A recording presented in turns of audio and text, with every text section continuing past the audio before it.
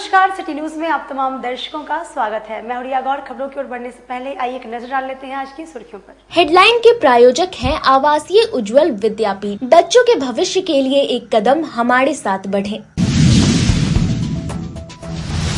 मुजफ्फरपुर के गढ़ा थाना क्षेत्र में यात्रियों से भरी ऑटो में ट्रक ने मारी जोरदार टक्कर। एक की मौत, आधा दर्जन से अधिक का एसकेएमसीएच में चल रहा है इलाज। अखाड़ाघाट पुल के नीचे नदी में तैरता मिला शेखपुर पंचायत के पंच का शव। परिजन जता रहे हैं हत्या की आशंका। और मीनापुर थाना क्षेत्र में बकाया पैसा मांगने पर अधेड़ की संदिग्ध स्थिति में मौत। परिजनों ने जताया हत्या की आशंका। तो ये थी आज की सुर्खियां। अब खबरें विस्तार से। शादी समारोह में शामिल होने जा रही ऑटो को सामने से ट्रक ने मारी जोरदार टक्कर। एक की मौत, वहीं पर आधा दर्जन से अधिक लोगों का चल रहा है इलाज। मुजफ्फरपुर जिले के गढ़ा थाना क्षेत्र के मानपुर चौक के पास एक दर्दनाक सड़क दुर्घटना में एक ही परिवार के आधा दर्जन से अधिक लोग घायल हो गए। ये हादसा तब हुआ जब बतहू पंडित अपने परिवार के साथ नाती की शादी समारोह में शामिल होने औराई के मठहानी गांव से सीतामढ़ी के हरिहरपुर गांव ऑटो से जा रहे थे। मानपुर चौक के समीप सामने से आ रही ट्रक ने ऑटो में टक्कर मार दी, जिसमें ऑटो में सवार आधा दर्जन से अधिक लोग घायल हो गए। मौके पर पहुंची पुलिस ने घायलों को उपचार के लिए एसकेएमसीएच में भर्ती कराया, जहां इलाज के दौरान गंभीर रूप से घायल बसंतपुर गांव के रंजीत झा की मौत हो गई। बतहू पंडित ने बताया कि नाती की शादी में शामिल होने बनौली के लखिंदर राय का ऑटो बुक कर पूरे परिवार के साथ हनुमान आराधना के लिए कीर्तन करने वाले 3 लोगों को लेकर सीतामढ़ी जा रहे थे। इसी दौरान मानपुर चौक के समीप सामने से आ रही अनियंत्रित ट्रक ने ऑटो में जोरदार टक्कर मार दी, जिससे ड्राइवर लखविंदर राय के साथ आगे बैठे चंद्र प्रकाश, नवल सिंह और रंजीत झा बुरी तरीके से घायल हो गए। वहीं सुनील सिंह, बतहू पंडित, उनकी पत्नी मानती देवी, पोता हिमांशु, पोती राधा कुमारी और मधुबाला घायल हो गए। सभी घायलों का इलाज एसकेएमसीएच में चल रहा है। वहीं गंभीर रूप से घायल रंजीत झा का इलाज के दौरान मौत हो गया है। दीपक कहाँ? हरिहरपुर मटिहानी से जी। गौड़ा से में थोड़ा सा माने गौड़ा से इधर थोड़ा सा टेकौर के बीच में मार दिया। कौन मारा? ट्रक वाला जी। तो कितना लोग सवार थे? और इसमें सवार थे 10 आदमी।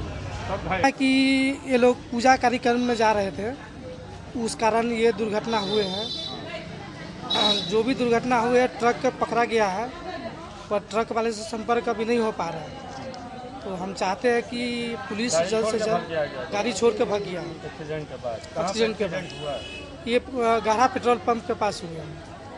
कहाँ से कहाँ जा रहे थे? ये जा रहे थे, हरिहरपुर जा रहे थे, कोई प्रोग्राम से, शादी विवाह के। आगे से मारा कि पीछे से? आगे से मारा।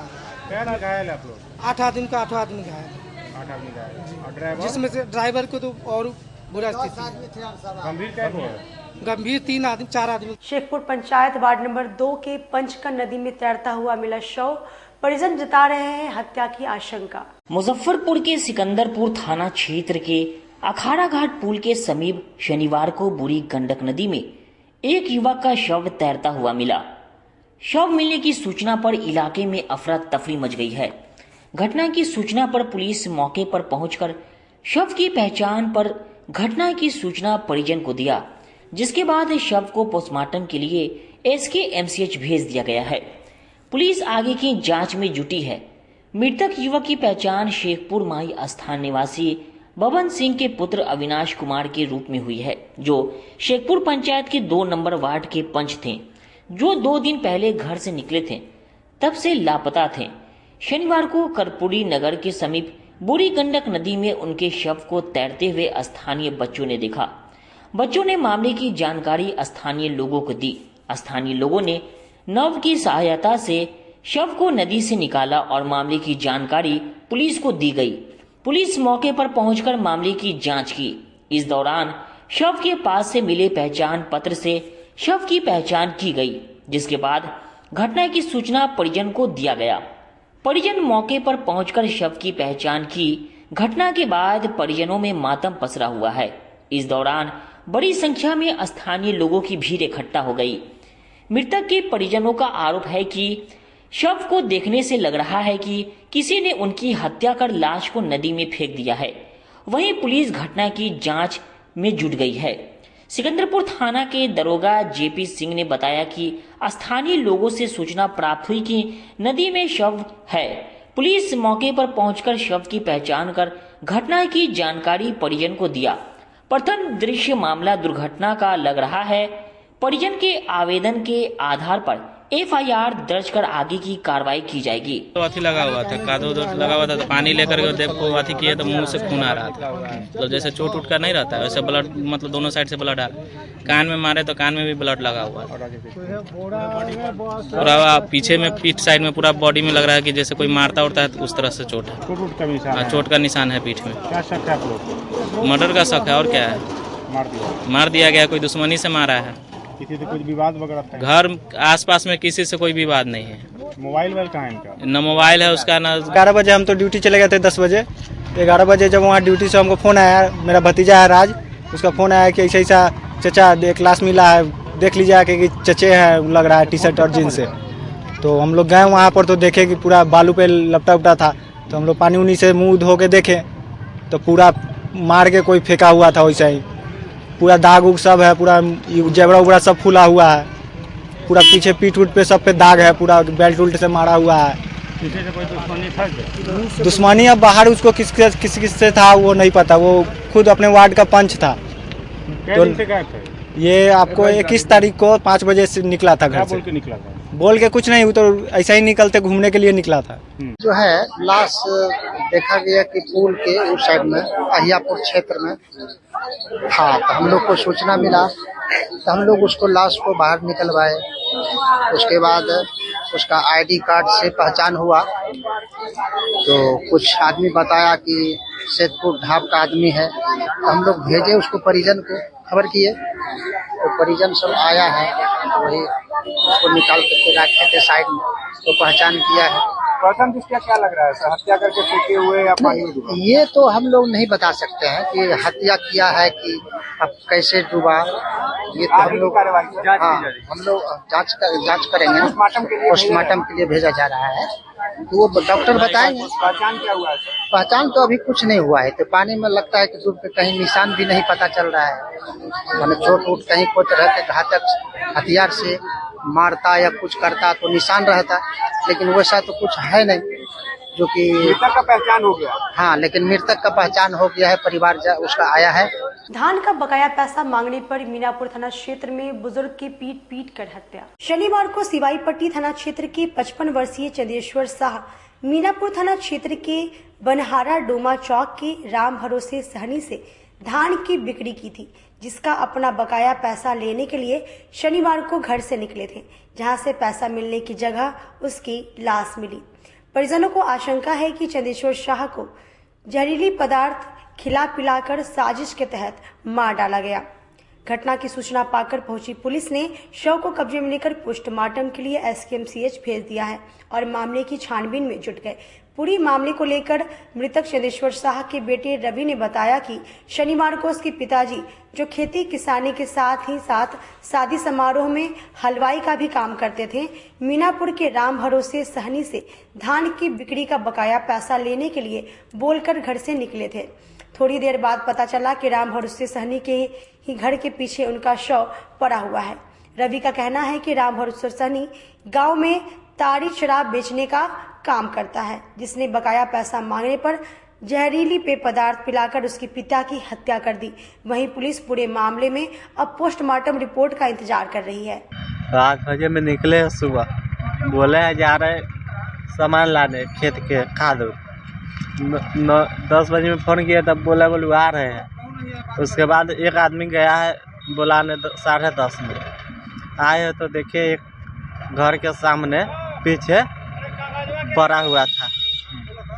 घर के पीछे? घर के पीछे। अच्छा। दूसरे को घर के पीछे। कितना घर के पीछे? ये दारू उरू बेच रहा है।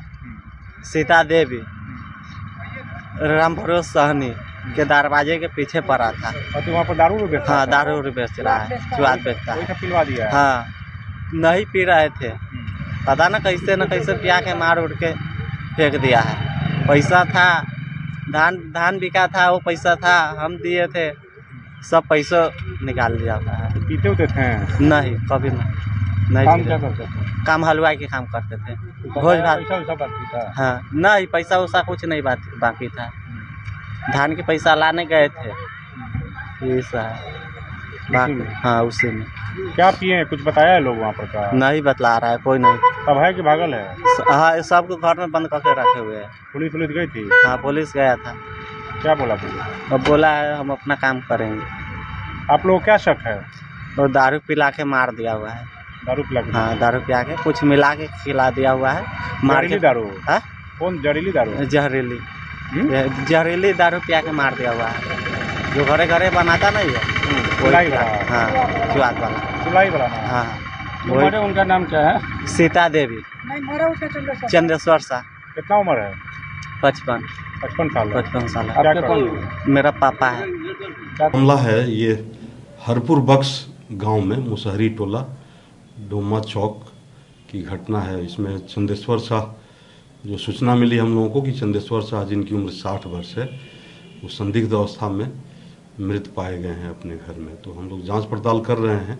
ऐसे प्रथम दृष्टया ये समझ में आया है कि इनका बगल के रामदुलार सहनी और सुनीता सहनी, जो कि पति पत्नी हैं, उनके साथ धान की खरीद का कुछ लफड़ा था, जिसके चलते आपस में इन लोगों को मारपीट हुई। पहले तो कहीं से ये हलवाई का काम करते थे, चंदेश्वर शाह हलवाई का काम करके रामदुलार सहनी के साथ ही आ रहे थे। फिर बाद में जब एक साथ ये लोग बैठे, कुछ देर के बाद से उनको मृत पाया गया। तो फिर जांच पड़ताल में यही सामने आया है। फिर हम लोग उसको पोस्टमार्टम के लिए भेज दिए हैं। पोस्टमार्टम के बाद और भी बातें सामने आएंगी। सर, परिजन का आरोप है कि उसे जहरीली शराब पिलाकर हत्या की गई। नहीं, ये तो परिजन आरोप लगा रहे हैं, लेकिन पोस्टमार्टम के बाद ही क्लियर होगा, इसलिए कि मारपीट भी हुआ है उसके साथ और चोट भी है, सर पर चोट भी है। तो पहले पोस्टमार्टम आ जाने के बाद से क्लियर हो जाएगा कि उसको कोई जहरीला पदार्थ दिया है या कुछ ऐसे। बिहार में सभी 4 विधानसभा सीटों पर उपचुनाव के नतीजे आने के बाद भाजपा नेताओं ने जनता को धन्यवाद दिया। बिहार में सभी 4 विधानसभा सीटों पर उपचुनाव के नतीजे आ गए हैं। चारों सीटों पर एनडीए ने जीत दर्ज की है। इमामगंज में जीतनराम मांझी की बहू दीपा मांझी ने राजद के रोशन मांझी को 5,945 वोटों से हराया, तो वहीं तरारी से बाहुबली सुनील पांडे के बेटे विशाल प्रशांत ने जीत दर्ज की। उन्हें कुल 78,755 वोट मिले। विशाल प्रशांत ने माले कैंडिडेट को 10,000 से ज्यादा वोटों से मात दी। सबसे दिलचस्प मुकाबला रामगढ़ का रहा। यहां शुरुआत से ही बसपा के सतीश सिंह यादव बीजेपी के अशोक कुमार सिंह को कड़ी टक्कर दे रहे थे। हालांकि उसके बावजूद सतीश 1,362 वोट से हार गए। वहीं राजद के अजीत सिंह यहां तीसरे नंबर पर है। चारों विधानसभा सीटों पर सबसे बुरी स्थिति जनसुराज पार्टी की रही। पीके की पार्टी तरारी, बेलागंज और इमामगंज में तीसरे नंबर पर रही, जबकि रामगढ़ में चौथे नंबर पर। इस जीत के बाद मुजफ्फरपुर के भाजपा नेताओं ने अपनी बात मीडिया कर्मियों के सामने रखी। मैं स्पष्ट कर देना चाहता हूं कि आज आप चुनाव के परिणाम देख करके आप पूछ रहे हैं। हम लोग आज से 13 तारीख को ही जब चुनाव हुआ था और चुनाव प्रचार में हम लोग गए थे, हमने कहा था कि मनोरमा देवी का जीत जदयू का 25,000 से ऊपर होगा और हमारे रामगढ़ के प्रत्याशी अशोक सिंह का भी जीत भारी बहुमत से होगा। मैं दोनों जगह गया था और पूरे बिहार का चुनाव जीते हैं, महाराष्ट्र भी जीते हैं, देश भी जीते हैं। इसलिए तमाम अपने कार्यकर्ताओं को, नेताओं को और अपने वोटर्स को धन्यवाद प्रकट करते हुए अपने नेता यशस्वी देश के प्रधानमंत्री जी को हम लोग हमेशा आभार प्रकट करते हैं और उम्मीद करते हैं कि 27 हो उनके नेतृत्व में बिहार की सरकार फिर बने और देश की चौथी बार भी सरकार बने। काफी दावे कर रहे थे। अरे तेजस्वी यादव, इसके लिए मैं तरारी विधानसभा की महान जनता, रामगढ़ के महान जनता और वह दोनों जगह के बेलागंज और इमामगंज की महान जनता को मैं धन्यवाद देता हूं। और मैं पहले भी कहा था कि बिहार में महागठबंधन नाम की कोई चीज़ नहीं है। महागठबंधन के पास न नेता है और न नीति है। भारतीय जनता पार्टी एनडीए गठबंधन के पास नेता भी है। हमारे यहाँ आदरणीय नरेंद्र भाई मोदी जैसे दुनिया के सबसे बड़ा नेता का नेतृत्व है और बिहार के लोकप्रिय माननीय मुख्यमंत्री जी, माननीय उप मुख्यमंत्री सम्राट चौधरी जी, विजय सिन्हा जैसे नेतृत्व है। तो ऐसे नेतृत्व के आगे महागठबंधन टिक ही नहीं सकता है।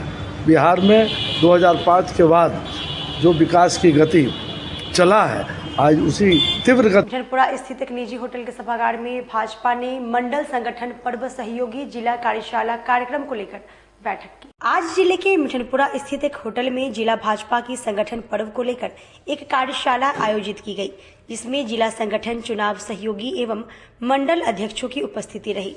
इसमें मुख्य अतिथि के रूप में गोविंदगंज विधायक जिला संगठन पर्व प्रभारी सुनील मणि तिवारी ने कहा कि भाजपा विश्व की सबसे बड़ी पार्टी है और भाजपा बूथ स्तर से लेकर राष्ट्रीय स्तर तक अध्यक्षों का संरक्षण साफ सुथरी संगठन पर्व प्रणाली के तहत करती है। इसी के तहत अभी मंडल संगठन पर्व सहयोगियों को मनोनयन किया गया है, जो शक्ति केंद्र पर जाकर शक्ति केंद्र संगठन पर्व सहयोगी बनाएंगे और हर बूथ पर बूथ अध्यक्ष के साथ साथ पन्ना प्रमुख बनाने का काम करेंगे। जिला अध्यक्ष रंजन कुमार ने अपनी अध्यक्षीय संबोधन में कहा कि मुजफ्फरपुर जिला भाजपा प्राथमिक सदस्य से पूरे बिहार में अव्वल है और लोकसभा में भी मुजफ्फरपुर का स्थान अभी 7वां है। केवल प्राथमिक सदस्यता में लगभग 2,09,793 ऑनलाइन और लगभग 82,000 ऑफलाइन प्राथमिक सदस्य बन चुके हैं। आगे उन्होंने कहा कि पूर्व में यहाँ 4,050 सक्रिय सदस्य जिले में थे। इस बार इसे बढ़ाकर 6,000 करने का टारगेट रखा गया है, जिसे जल्द ही मुजफ्फरपुर जिला पूरा कर लेगी। कुटनी विधायक सह पंचायती राज मंत्री केदार प्रसाद गुप्ता ने कहा कि मंडल में शक्ति केंद्र सहयोगी बनेंगे, जिसमें पूर्व मंडल अध्यक्ष, जिला के पदाधिकारी, मोर्चा के मंडल के पदाधिकारियों को सक्रिय सदस्य बनाना है। हर बूथ पर 50 प्राथमिक सदस्य बनाए जाएंगे। पूर्व मंत्री और आई विधायक रामसूरत राय ने कहा कि समय के साथ भाजपा भी तकनीकी इस्तेमाल करते हुए आगे बढ़ रही है। उन्होंने कहा कि पहले राष्ट्रीय अध्यक्ष से शुरुआत होती थी और बूथ अध्यक्ष सबसे अंतिम बनते थे, लेकिन अभी शुरुआत बूथ अध्यक्ष से राष्ट्रीय अध्यक्ष तक का चुनाव ही लोकतंत्र की खूबसूरती है। भाजपा कार्यकर्ताओं का पूरा ध्यान रखती है। मंच संचालन जिला महामंत्री सचिन कुमार, धन्यवाद ज्ञापन चुनाव पर जिला सहयोगी जिला उपाध्यक्ष उपेंद्र पासवान ने किया। मुजफ्फरपुर जिला का संगठन पर्व की कार्यशाला में हम आए हैं और यहाँ के मुजफ्फरपुर जिला के हम संगठन पर्व अधिकारी हैं, यानी चुनाव अधिकारी हैं। अब मेरे ही देखरेख में सभी मंडल का चुनाव संपन्न होगा। संगठन पर्व, हम लोग चुनाव शब्द है, लेकिन हम लोग का संगठन पर्व करना है, क्योंकि सर्वसम्मति से इसको करना है। और ये भारतीय जनता पार्टी विश्व की सबसे बड़ी पार्टी है, तो इसमें ये नहीं है कि भाई कहीं चुनाव शब्द होगा। नॉमिनेशन फॉर्म भी है, नॉमिनेशन भी करना है, लेकिन सर्वसम्मति से उसको विड्रॉल भी करना है और सर्वसम्मति से उसको चुनना है। आज इसी के कार्यशाला है कि हमारे जितने भी मंडल के, हम लोग मंडल कहते हैं प्रखंड को हम लोग मंडल कहते हैं। कोई बड़ा प्रखंड है, उसमें हम लोग 2-3 मंडल बना दिए हैं। वहाँ पर हम लोग आज हम चुनाव पदाधिकारी डिक्लेयर किए थे, उन्हीं का लोग सब लोग आया था। और मुजफ्फरपुर ट्रैफिक पुलिस के लिए प्रत्येक शनिवार को आसो हॉस्पिटल चलाएगा निःशुल्क स्वास्थ्य जाँच शिविर। मुजफ्फरपुर ट्रैफिक पुलिस को स्वास्थ्य संबंधी बीमारियों के बारे में जागरूक करने के उद्देश्य से आसो अस्पताल में मुफ्त स्वास्थ्य जांच शिविर का आयोजन किया गया। आपको बता दें कि वायु के दूषित होने और जीवन शैली में खराब बदलाव के कारण ट्रैफिक पुलिस को कई बीमारियों से जूझना पड़ता है। नियमित जांच और समय पर इलाज से उनका जीवन बेहतर किया जा सकता है। लगभग 100 पुलिस कर्मियों ने इस स्वास्थ्य जांच शिविर में भाग लिया। इसमें चिकित्सा परामर्श, ब्लड प्रेशर की जांच, ECG मॉनिटरिंग, खून में ग्लूकोज की मात्रा, फेफड़ों की जांच की गई। आसो अस्पताल के डॉक्टर संजय श्रीवास्तव ने बताया कि कामकाज से होने वाले खतरों ने ट्रैफिक कर्मियों के जीवन को मुश्किलों से भर दिया है।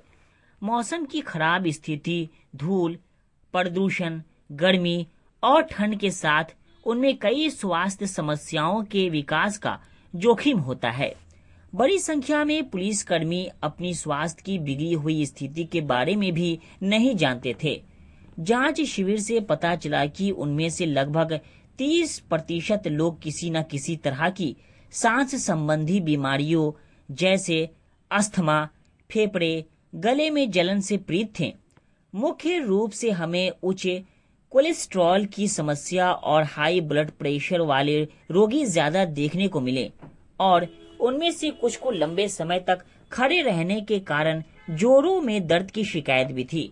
हेल्थ चेकअप कैंप में स्वास्थ्य संबंधी सलाह देते हुए पल्लव कुमार ने बताया कि जीवन शैली में किस तरह के बदलाव लाना जरूरी है। ट्रैफिक कर्मियों को दवाओं के साथ कई और जांच करवाने की सलाह दी गई ताकि उनकी देखभाल और इलाज दोनों ही अच्छे से हो सके। दवाओं के अलावा उन्हें योग, नियमित एक्सरसाइज करने की सलाह दी गई और प्रदूषण की मार से बचने के लिए ड्यूटी के वक्त पॉल्यूशन फ्री मास्क पहनने की सलाह दी गई। पहले तो प्रयोजन के बारे में हम बात करें, ट्रैफिक पुलिस के जितने भी जवान हैं, महिला या पुरुष, वो लोग बहुत ख़राब स्थिति में काम करते हैं। मैं ये नहीं कह रहा हूँ कि उनकी स्थिति ख़राब है, लेकिन ख़राब परिस्थितियाँ मतलब कि प्रदूषण में लगातार एक जगह पे खड़े होकर करके और जो गाड़ियों के द्वारा फैलाया जाए प्रदूषण है, जो सड़क पे जो प्रदूषण है, तो सबसे ज़्यादा हम लोग तो घर में रह करके थोड़ा बहुत सेफ भी होते हैं, लेकिन उन लोगों पे लगातार प्रदूषण की मार पड़ती रहती है, जिसके कारण उन्हें स्वास्थ्य संबंधी बहुत सारी परेशानियाँ झेलनी पड़ती है। खास करके प्रदूषण उनके फेफड़ों को बहुत ज़्यादा अफेक्ट करता है। तो हम लोगों ने जस्ट अपना एक छोटा सा प्रयास किया है कि जो भी प्रदूषण के कारण जो भी बीमारियां या जो बदलाव उनके शरीर में आ रहे हैं, जिसके कारण कि उनका स्वास्थ्य गिरता है या फिर कुछ बीमारियों की चपेट में आते हैं, तो उसकी जांच हम लोग एक निःशुल्क जांच करने की हम लोगों ने व्यवस्था की है आज। और यहाँ पे हमारे जो भी विशेषज्ञ या फिर सुपर स्पेशलिस्ट जो भी डॉक्टर्स हैं, वो उसमें उनकी मदद कर रहे हैं और काफ़ी संख्या में उन लोगों का हमें सहयोग प्राप्त हुआ। मैं कहूँगा सहयोग, अगर वो हमसे इस निःशुल्क जांच शिविर में जांच कराने आए हैं। देखिए, ट्रैफिक पुलिस का हमने टेस्ट करवाया है जो श्वास से संबंधित जो भी उनकी बीमारियां होती हैं। जैसा कि देख पा रहे हैं कि मुजफ्फरपुर में या भी अपने पूरे शहर में धूल मिट्टी से रिलेटेड काफ़ी ज़्यादा दिक्कत है और पॉल्यूशन अभी बहुत ज़्यादा है। तो हमारे ट्रैफिक पुलिस जो भी हैं उनको काफ़ी समस्या आती हैं, चाहे वो कितना भी मास्क का यूज़ करें, फिर भी उनको सांस लेने में काफ़ी तकलीफ होती है। कि अगर कोई भी नॉर्मल इंसान अगर सांस लेता है और वो धूल मिट्टी कंटिन्यूसली लेता है तो उनको सांस लेने में काफ़ी तकलीफ होती है, जो कि यही सांस लेने की वजह से आगे चल के जो है वो अस्थमा, जो कि जिन्हें दमा के रोग से जाना जाता है, उनको दमा होने का पूरा चांस रहता है। तो इसी से रिलेटेड हमने एक अवेयरनेस कैंप लगाया है यहाँ पे, और ताकि जो भी हमारे ट्रैफिक यातायात नियमों का जो हमारे पुलिस वाले हैं उनके लिए हम एक बेहतर फैसिलिटी प्रोवाइड कर सकें और उनका टेस्ट कर सकें कि उनके लंग्स में कितना कुछ वैसा कुछ अगर पॉल्यूशन जा रहा है, और बाकी इसके बचाव के क्या तरीके हैं, वो बचाव का तरीका हम उन्हें बता रहे हैं। और प्रॉपर्ली अगर जिस समय वो ड्यूटी में रहते हैं, सड़क पे रहते हैं, उस समय उन्हें मास्क का प्रयोग करना है और किसी भी तरह से धूल मिट्टी से बच के रहने का हम। फिल्म अभिनेत्री शिल्पा शेट्टी परिवाद मामले में कोर्ट ने पुलिस से मांगी रिपोर्ट। बॉलीवुड फिल्म अभिनेत्री शिल्पा शेट्टी सहित कई अन्य मामले में आज कोर्ट ने किया सुनवाई और कहा यह मामला गंभीर है। इसे लेकर एसपी काजी मोहम्मदपुर थाना से रिपोर्ट लेकर सौंपे। इस मामले में परिवादी सह अधिवक्ता सुधीर कुमार ओझा ने बताया कि बीते दिनों 7 अक्टूबर को शॉप के उद्घाटन के दौरान में हुई थी सड़क जाम और ट्रैफिक सिग्नल को बंद किया गया था। 2 दिसंबर को कोर्ट ने मामले में सुनवाई की अगली तारीख मुकर्रर की थी। ये बता दें कि 7 अक्टूबर 2024 की शाम को शहर के कलमबाग चौक के पास से एक चर्चित ज्वेलरी शॉप का उद्घाटन होना था।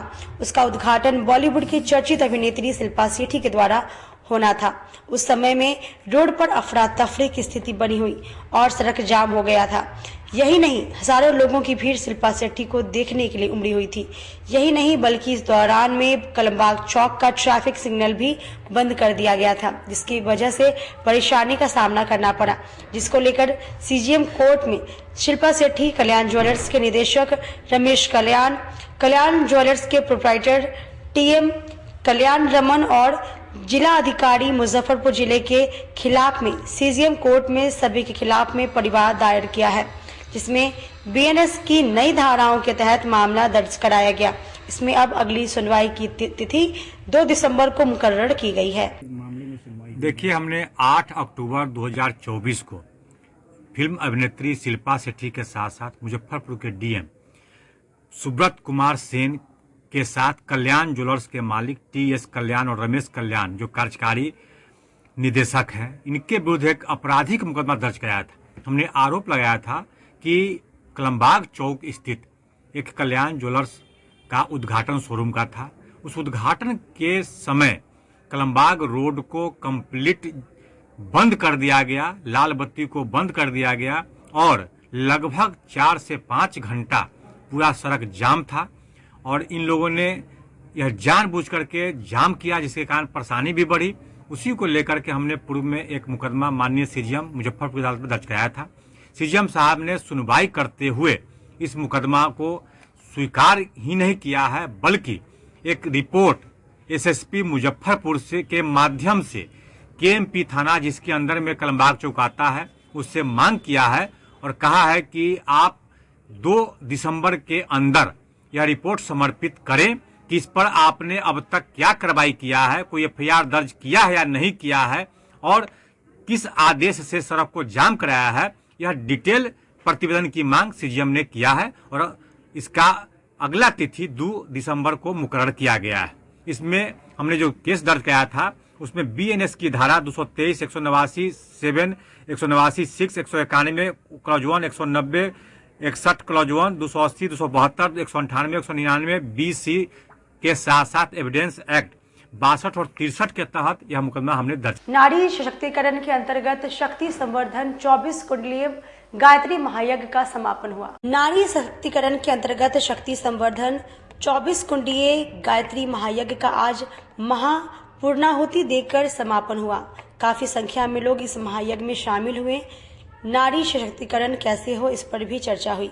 शांति कुंज हरिद्वार से आई हुई टोली की बहनों ने शानदार संगीत एवं प्रवचन के माध्यम से दिव्य संदेश दिए।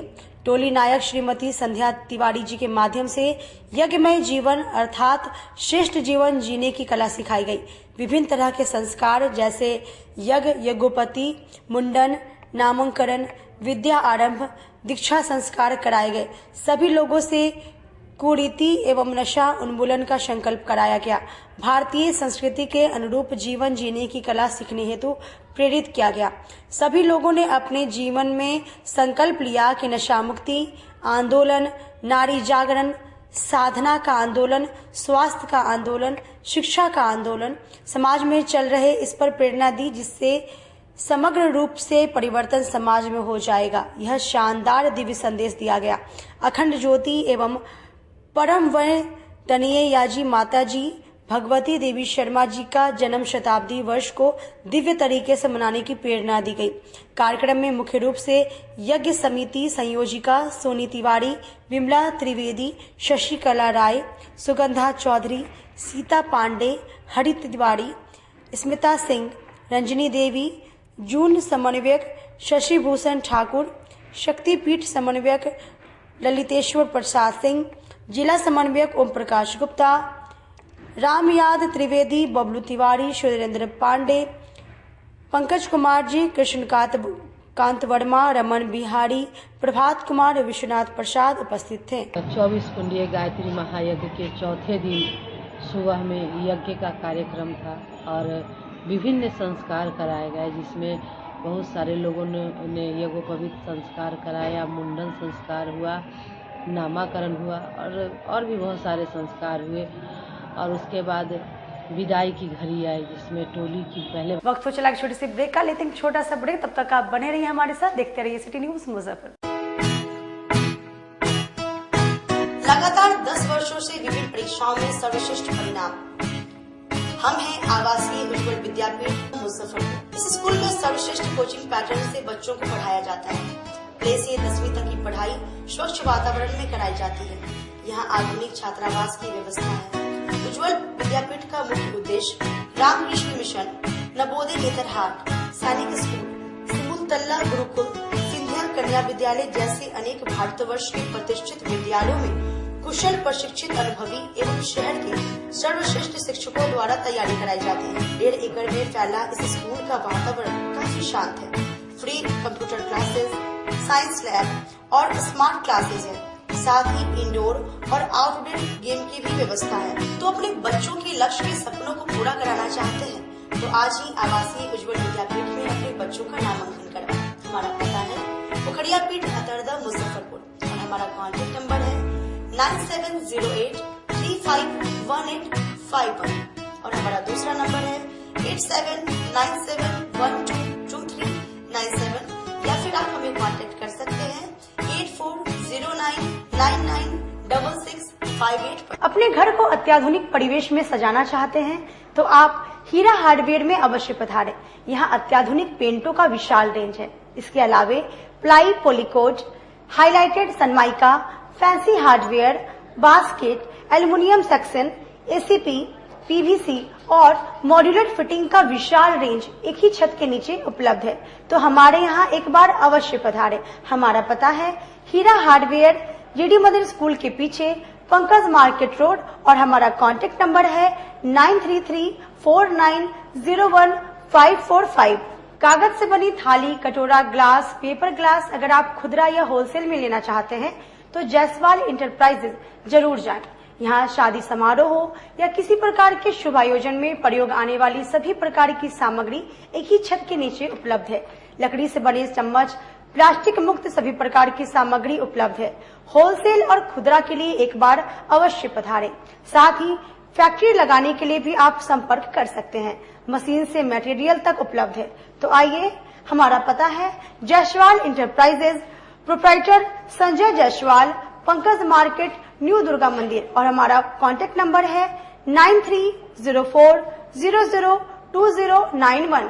नेशनल फर्नीचर 10,000 में दीवान, 12,000 में सोफा सेट के अलावा घर की जरूरतों के लिए किसी प्रकार की फर्नीचर की जरूरत हो वह भी कम कीमतों पर तो नेशनल फर्नीचर जरूर जाएं, जहां फैक्ट्री और शोरूम एक ही साथ है।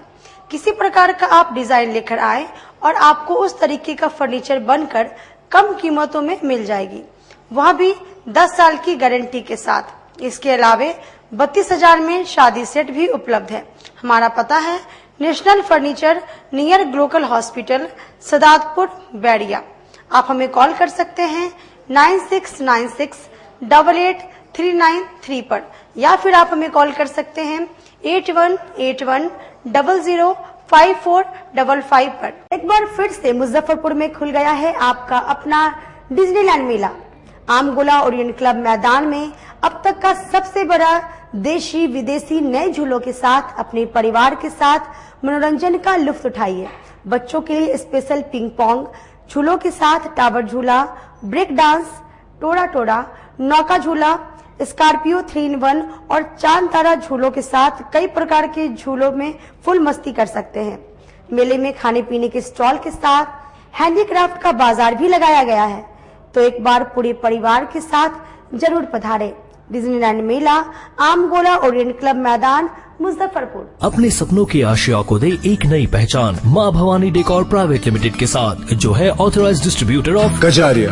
देश की मिट्टी से बनी टाइल से देश को बनाते हैं और जहां मिलती है सभी प्रकार के Indian and imported granite, marble, sanitary एवं कोटा स्टोन का अनोखा एवं आकर्षक संग्रह। माँ भवानी डेकोर प्राइवेट लिमिटेड मतलब a complete floor solutions. New 0 mile Dadar road, Muzaffarpur. Call 9934753111। आजकल की बिजी जिंदगी में स्टाइल तो है, पर कंफर्ट का क्या?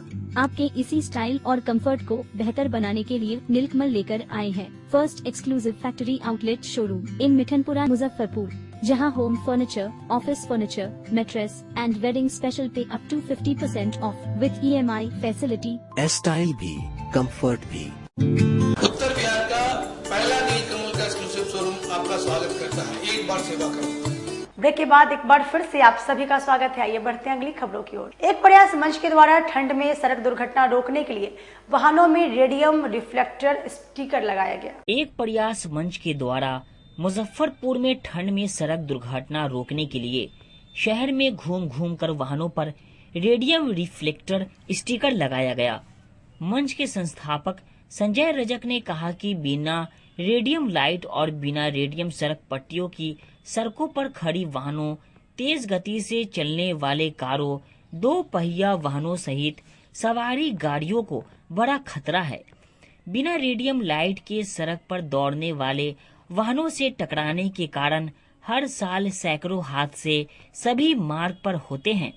वैसे तो हादसे पूरे साल होते रहते हैं, लेकिन सबसे ज्यादा ऐसे हादसे कड़ाके की ठंड में कुहासा के दौरान अधिक होते हैं, क्योंकि ठंड में कुहासा गिरना शुरू हो जाता है, जिसके कारण रात में सामने दिखना कठिन हो जाता है। सामने खड़ी वाहन या आ रही वाहन में रेडियम रिफ्लेक्टर स्टिकर नहीं होने से दुर्घटना होती रहती है। दुर्घटना पर अंकुश लगाने के लिए मंच के द्वारा एक प्रयास किया गया कि मुजफ्फरपुर में वाहनों पर रेडियम रिफ्लेक्टर स्टिकर लगाया गया। यह एक ऐसी चीज होती है जो रात में चमकता है। उसकी चमक से ये मालूम चल जाता है कि सामने से कोई वहां खड़ा है या आ रहा है और घटना होने से बच जाती है। प्रयास रहेगा ये कार्यक्रम आगे भी जारी रहे। साथ ही मैं संजय रजक और अपने मंच के माध्यम से आप सभी लोगों से अपील करता हूं कि आप भी आगे आकर इस तरह कार्यक्रम कर सड़क दुर्घटना को रोके। इस अभियान में शिवजी कुमार, राजकुमार, प्रिंस गुप्ता, संजय रजक शामिल थे। अपने शहर मुजफ्फरपुर में ठंड के समय सड़क दुर्घटना न हो, इसके लिए जो एक पहल की गई और पहल ये की गई कि वाहनों पर यानी कि गाड़ी पे रेडियम स्टिकर लगाया गया। एक प्रयास मंच द्वारा अपने शहर मुजफ्फरपुर के वाहनों पर रेडियम स्टिकर लगाकर एक पहल की गई। पहल इसलिए की गई, होता क्या है कि बिना रेडियम वाली वाहन और बिना रेडियम वाली लाइट वाली सड़क जो होती है, जिसपे मतलब खड़ी वाहन या आती जाती वाहन जब आती है तो ऐसे में दुर्घटना होती रहती है। पता नहीं चल पाता है कि सामने गाड़ी आ रही है या नहीं आ रही है। और खास कर ये घटना तब होती है जब ठंड का समय आता है। अभी ठंड का समय आने वाला है और कुहासा मतलब जैसे जैसे बढ़ेगी वैसे वैसे ये घटना रफ्तार होती है। होता क्या है कि कुहासा जब होता है मतलब कि उस समय सामने दिखना कठिन होता है और ऐसे में खासकर ट्रैक्टर होते हैं, ट्रैक्टर के जो बॉडी ट्रॉली होते हैं उस सब पे होता क्या है कि वो बैकग्राउंड में उसके पीछे में लाइट इंडिकेटर रहते नहीं है और ऐसे में वो गाड़ी खड़ा है या जा रही है और पता नहीं चलता है। और अखिल भारतीय सफाई मजदूर कांग्रेस की ओर से नवयुवक समिति के सभागार में एक बैठक आयोजित की गई।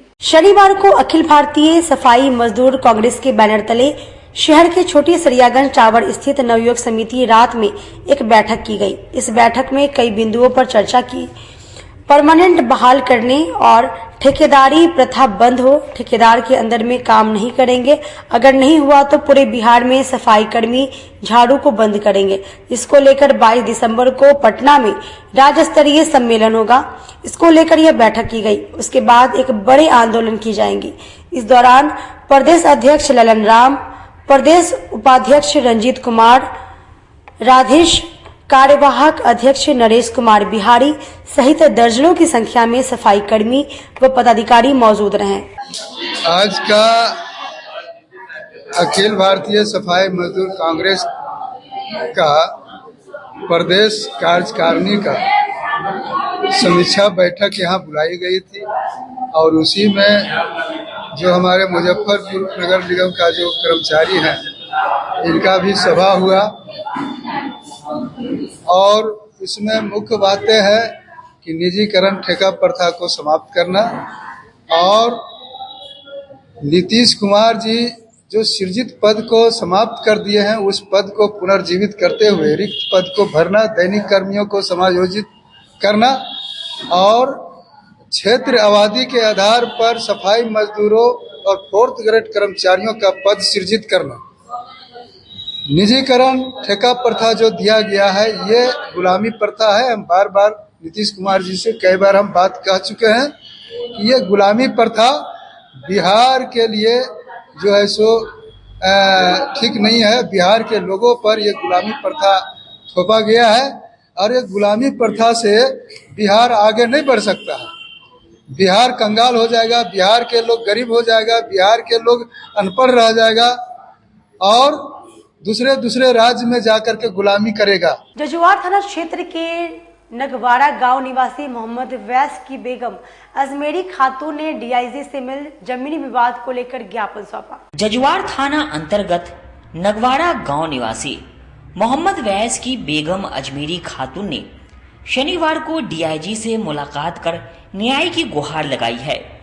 अजमेरी खातून ने पूरे मामले की जानकारी देते हुए बताया कि उनके पति दिल्ली में रहकर मजदूरी करते हैं। उनके नाम से थोड़ी बहुत जमीन है जिस पर खेती बाड़ी कर वे अपने बच्चों का पालन पोषण करती हैं।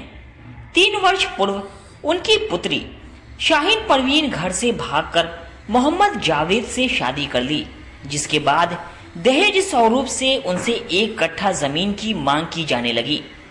अजमेरी खातून ने बताया कि विरोध करने पर जबरन बेटी के ससुराल वाले जमीन पर कब्जा कर रहे हैं, इसलिए उन्होंने डीआईजी से मुलाकात कर अपने स्तर से जांच कर दोषियों के विरुद्ध उचित कार्रवाई करने की मांग की है। मामला यही है कि मेरी लड़की भाग करके शादी कर लिया, 3 साल हो गया उसको शादी करने, और वो बोलता है कि अभी जमीन दो और लिखाने के तैयार है कि लिखो नहीं तो मार देंगे। कौन बोलता है? जावेद बोलता है। जावेद कौन है? जावेद दामाद है और शाहीन लड़की है मेरी। तो जब वो शादी जो कर ली से और भाग करके तो हम उसको जमीन कैसे देंगे? तो उसका परिवार जो है उसके ससुराल वाला सब जबरदस्ती घर बना रहा है खेत में। आपके खेत में घर बना रहा है? हाँ, सीमेंट बालू सब गिरा लिया, तैयार नेव भी जांच लिया। तो थाने में गए? हाँ, थाने में गए हैं। तो उस समीम जो है उसका ये है रिपोर्ट करता है। तो उसको एक दिन लाए थाना तो वो भगा दिया, बोले कि ये सब न चले वाला हो। आप थाना बोली कि नहीं, बेटी को देना जरूरी है, आप पैदा किए हैं तो आप दीजिएगा नहीं, तब जो पैदा किए हैं जो तो हम कैसे दे देंगे? अभी हमारे पास आदमी नहीं है कि हम नहीं देंगे।